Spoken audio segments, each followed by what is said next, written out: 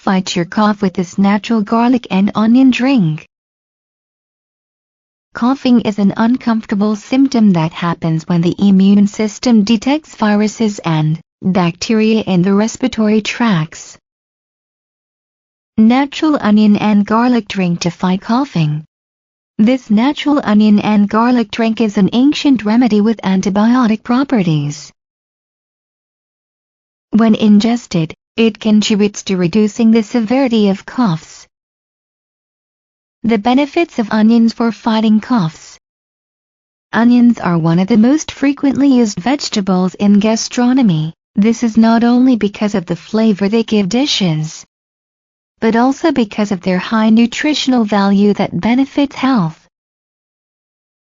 The benefits of garlic for fighting coughs. Garlic formed part of hundreds of cultures around the world for centuries. Its spicy flavor and nutritional properties have made it an unmissable ingredient in the diet of millions of people. How to prepare this natural onion and garlic remedy.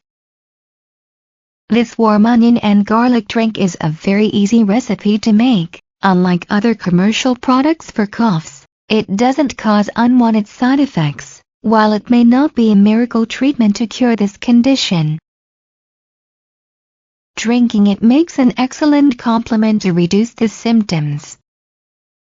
Ingredients: 2 cups of water, 500 milliliters, 1/2 medium onion, 2 raw heads of garlic.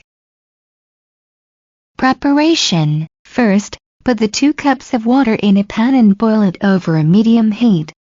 Then, chop the onions and slice the garlic. When the water boils, add the chopped onions and sliced raw garlic. Turn down the heat and leave it to cook for 2 or 3 minutes.